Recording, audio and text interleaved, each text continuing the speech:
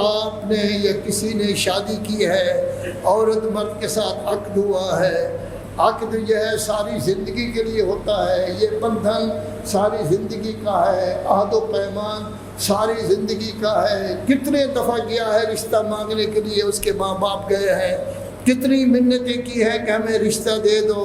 پھر جب نکاح کے لیے گیا ہے تو جلوس لے کر گیا ہے 300-400 آدمی کا، اکیلا نہیں، ایک عورت کو لے آنا ہے لیکن جلوس لے کر جاتا ہے 400-500 آدمی کا، اتنی عزت کے ساتھ لے آیا ہے۔ پھر لڑائی جھگڑے خرافات اور مرد آپس میں لڑ رہے ہیں، کبھی 3 مہینے بعد طلاق ہو رہی ہے، کبھی سال بعد ہو رہی ہے، کبھی یہ ہمکانہ فعل ہے۔ گویا ہمیں اپنے عہد و پیمان کا خیال نہیں، ہمیں اپنے وعدے کا پاس نہیں، ہم اس قابل نہیں رہے اب کہ کوئی معاہدہ کر سکیں، اس قابل نہیں رہے کہ کسی کے ساتھ کوئی معاہدہ۔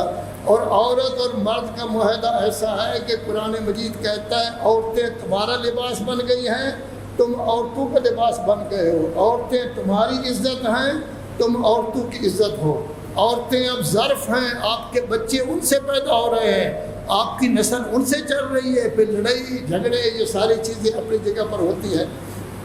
تو گویا کہ در حقیقت اگر کوئی شوہر اپنی بیوی پر تہمت لگاتا ہے تو بیوی یہ قسم کھاتی ہے کہ اللہ کا غضب ہو مجھ پر اگر میرا شوہر سچ کہہ رہا ہے۔ ایک اللہ تبارک و تعالیٰ کے مقابلہ میں جب کوئی آدمی آ جاتا ہے، مشرک بن جاتا ہے، اس پر بھی اللہ کا غضب ہوتا ہے۔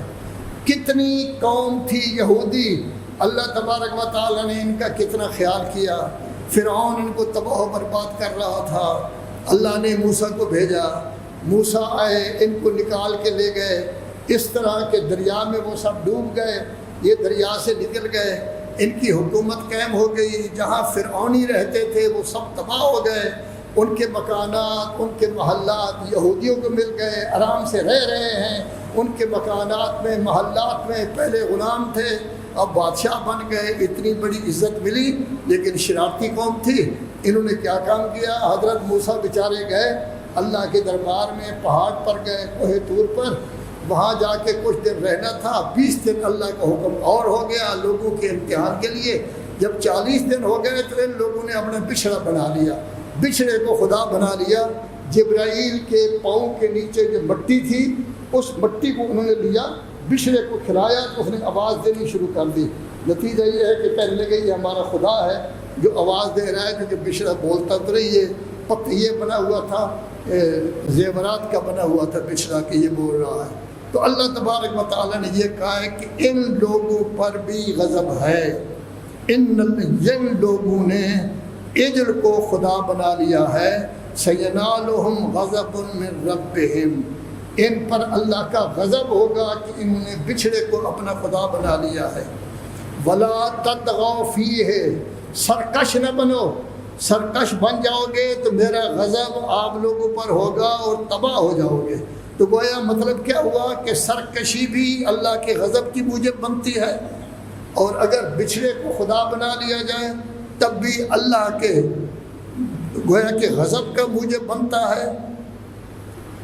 ایک اور چیز جس کو اللہ کا غضب کہا گیا ہے، اور ہمارے مسلمانوں کی وہی حالت ہے آج کل، حقیقتاً دیکھا جائے تو اللہ کی رحمت نہیں ہے مسلمانوں پر، 57 ملک ہیں، اللہ کا غضب ہے۔ یا ایھا الذین آمنوا لا تتولوا قوما غضب اللہ علیہم، سورہ ممتحنہ 28ویں پارہ میں ہے، اس کا نمبر ہے 91۔ اے ایمان والو، اللہ نے جس قوم پر اپنا غضب نازل کیا ہے اس قوم کے ساتھ محبت کی پینگیں نہ بڑھاؤ۔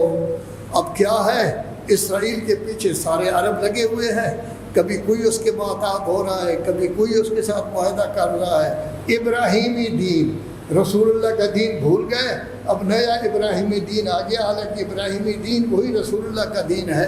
تو اللہ تبارک و تعالیٰ کہتا ہے کہ ان کے ساتھ محبت رکھو گے تو اللہ تبارک و تعالیٰ کا غضب ہوگا۔ اور غضب کس طرح ہوتا ہے؟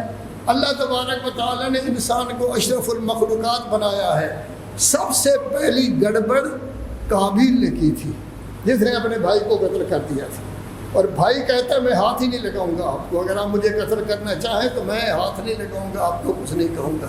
یہ پہلا غلط کام اس نے کیا تھا۔ انسان کو قتل کرنا اللہ کے نزدیک بہت بڑا گناہ ہے۔ وَمَن يَقْتُلْ مُؤْمِنًا مُتَعَمِّدًا فَجَزَاؤُهُ جَهَنَّمُ غَضِبَ اللَّهُ عَلَيْهِ وَلَعَنَهُ وَأَعَدَّ لَهُ عَذَابًا عَظِيمًا۔